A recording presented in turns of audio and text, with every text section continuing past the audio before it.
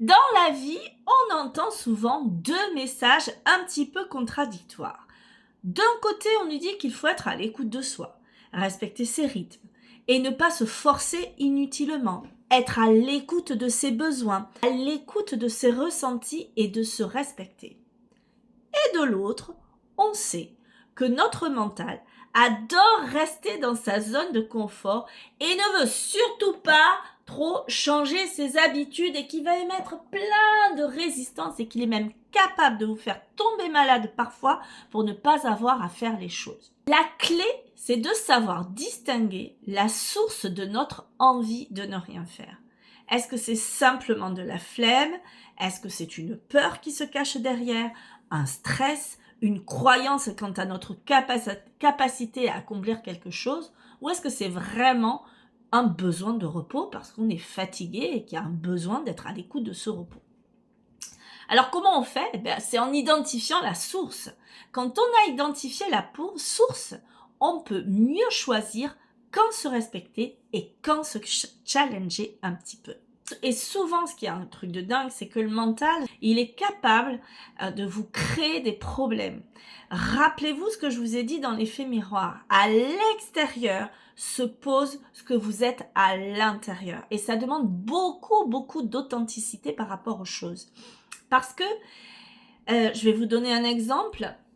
Quand j'ai voulu être prof de yoga, quand je me suis inscrite au stage, je flippais quand même, parce que moi, le yoga, ça faisait partie de ma vie, vraiment, dans le sens où ça périclitait autour de moi, où j'avais toujours entendu parler du yoga, j'en avais fait un petit peu, mais je n'étais pas une férue de yoga, comme j'entends des gens qui me disent, ça fait 20 ans du yoga, que je fais du yoga, c'était pas du tout ça. J'avais cette envie-là en moi, parce que ça répondait à mes valeurs, j'aimais l'idée du yoga, mais je n'étais pas une folle dingue du yoga. Et quand je me suis inscrite à ce stage, la veille de mon départ, où je partais pour 3 semaines, j'étais bloquée un lumbago, mais de malade. Alors, on pourrait dire, effectivement, c'était un signe qu'il fallait pas que je le fasse. Mais j'avais cette envie au fond de moi et je me suis posée. Je me suis dit, écoute, repose-toi et tu verras demain comment c'est. Donc j'ai appelé la dame du stage et je lui ai dit, écoutez, voilà, moi je suis complètement bloquée. Je ne sais pas si je vais pouvoir faire la route pour venir. Et voilà quoi. Et je me suis dit, eh bien, respire, calme-toi et viens chercher l'origine en fait de ce lumbago. Est-ce que tu as envie de faire ce stage? Est-ce que tu as peur? De quoi tu as peur? Et je me suis posée en moi pour regarder quelle était ma peur profonde. Et qu'est-ce que j'ai vu? Eh bien, juste que j'avais la croyance que ce stage n'était peut-être pas fait pour moi parce que j'avais l'idée que pour être prof de yoga, il fallait faire du yoga depuis des années. Je me suis vue être confrontée à des jeunes femmes beaucoup plus jeunes que moi, avec une souplesse que je n'avais pas. Et du coup, j'ai vu tout ça et je l'ai vraiment posé, je l'ai médité et j'ai vu à quel point c'était des croyances qui me limitaient.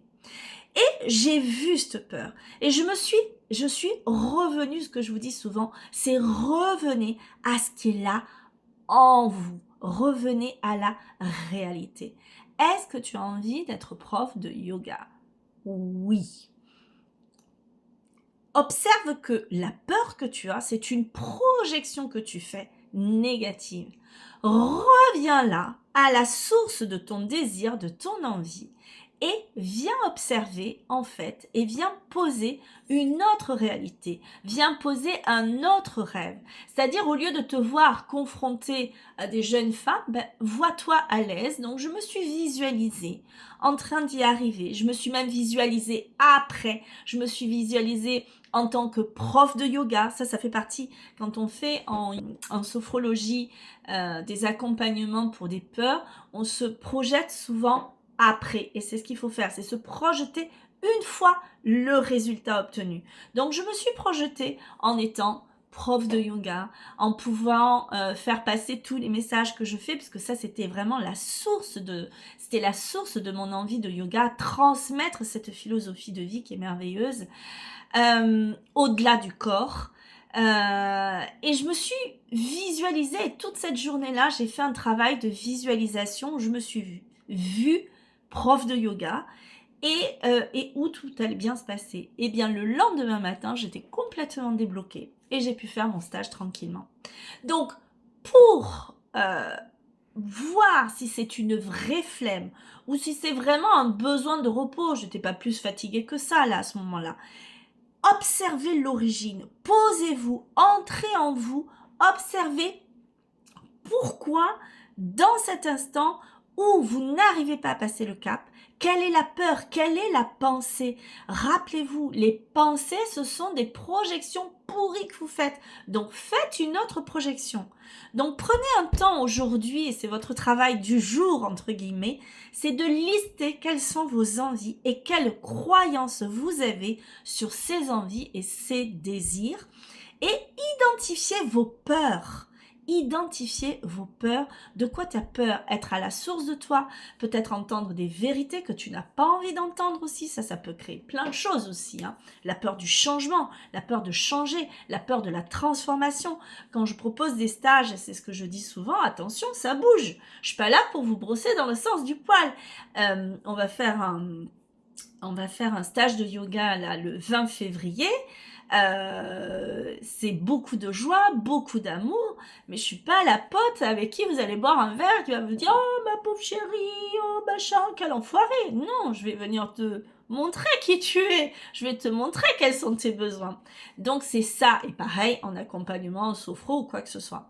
Donc le tout, c'est de clarifier, de se poser, prendre ce temps, d'où l'importance de prendre ces 10-15 minutes quotidiennes pour venir s'observer. Alors aujourd'hui, venez observer si vous avez des désirs, des envies de changement, d'aller identifier votre peur, d'aller identifier votre croyance, d'aller identifier vos pensées pour les switcher et transformer votre réalité. Rappelez-vous, voyez-vous une fois le cap stressant passé, voyez-vous dans ce que vous aimeriez, dans un changement de travail, dans un épanouissement personnel, dans une relation de couple qui vous épanouit. Observez-vous comme ça.